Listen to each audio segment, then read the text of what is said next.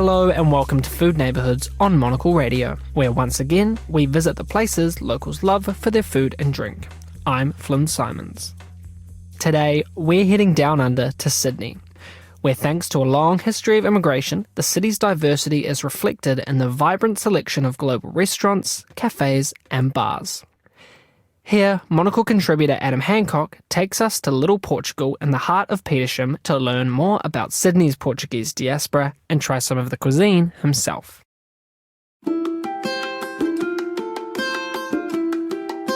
Over 18,000 kilometres lie between Portugal and the Sydney suburb of Petersham, but the culture of these two places brings them a lot closer together. New Canterbury Road may appear like any other busy street in the city's inner west, but if you look closely, it's filled with Portuguese businesses. From shops to restaurants and cafes, this is the place to visit for a taste of Portugal in the heart of Sydney. Before sampling some of the culinary delights that this neighbourhood has to offer, I wanted to find out a little bit more about why Petersham came to be known as Little Portugal. Here's Sydney Morning Herald journalist Eric Bagshaw. The Portuguese, just like many migrant communities in Australia, really resettled after World War II. That was a huge wave of migration happened, and in that process, immigrants found new suburbs. And in the case of the Portuguese, it was Petersham. And from there grows restaurants, football clubs, and a sense of community. Hello Sam, good to meet you. Pleasure, nice meeting you, Adam. Have you been busy today or? On and off, yes. I'm starting my Petersham tour in Charlie's Deli, a family-run business which started in 1980 and sells a whole range of authentic Portuguese products. The owner is Sam Santoro. I'd say probably 6% of my customers are Portuguese, and then I can't put a percentage on it, but the colonies, East Timor, Angola, Mozambique, Brazil to an extent. And then they've got the neighbours like Spain, and I get a fair few Europeans in here, a few Italians, a few French, yeah. What sort of products do you sell here that are sort of uniquely Portuguese? There's a lot of products, like from pastes and marmalades to olives. Delis are a dying trade because you've got your larger supermarkets, your chain supermarkets. So we're trying to be really specialised in products, in gourmet products and all that. So we focus on the codfish, bacalhau. That's the biggest seller in Petersham. I sell so much bacalhau. It's amazing. It's like they have a recipe for every day of the year.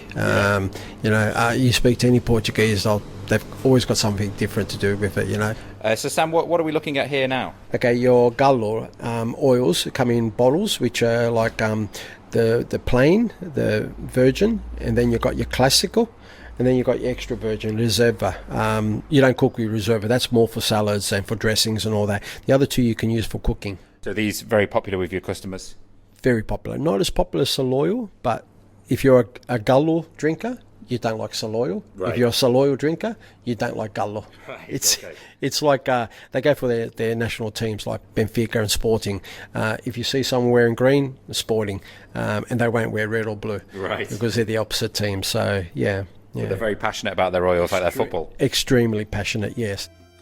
Well, I've been walking down the main road here in Petersham and I've come across the Portuguese and Spanish butchery, and I'm just stood outside and I can see a huge selection of meats, sausages, pork chops, and there's lots of legs of ham and pork hanging from the ceiling as well, and then some traditional Portuguese goods as well. So let's go inside to take a look.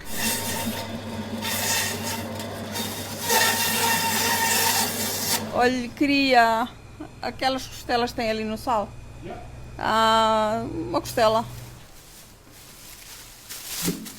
Being surrounded by meat was making me a bit peckish for a meal that's quite unique in Australia. The Portuguese chicken burger. One of the places to go to grab one is Frango's, a restaurant chain which first opened in Petersham in 1989. Sadly for me, it was shut for summer break, leaving my cravings unfulfilled. Although it wasn't hard to find another chain, Oporto's, to pick one up on my way home.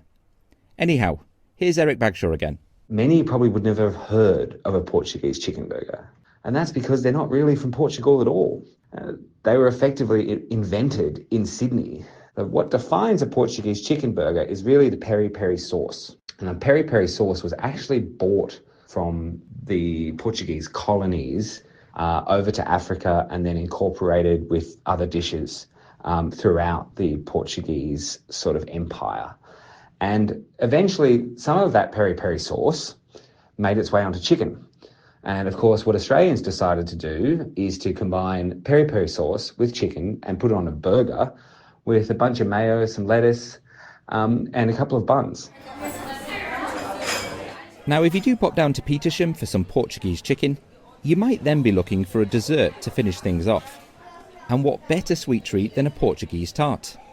Well, for the best pastel de natas in town, there's only one place to go: Sweet Belém Cake Boutique. I spoke to their owner, Jose Silva.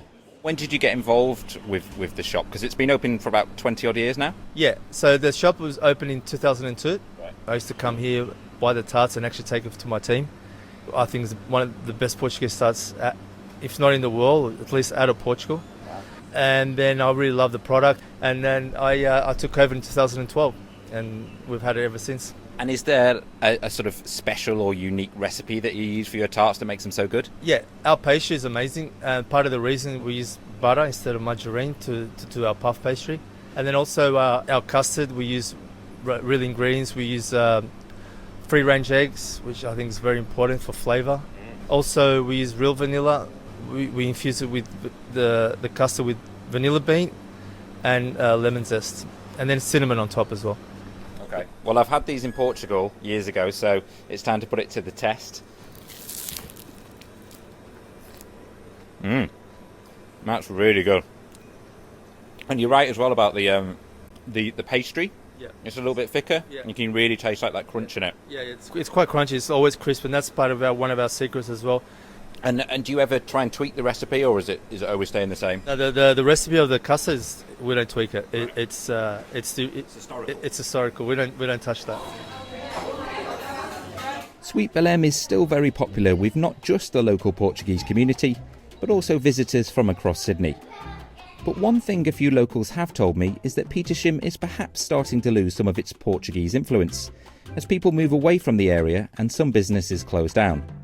Let's hear from Eric Bagshaw again. I think it's a real battle for ageing migrant communities to hold on to that sense of place and sense of identity, because unfortunately as their children grow older, they sort of assimilate into wider Australian society, and that first generation Portugueseness could be lost.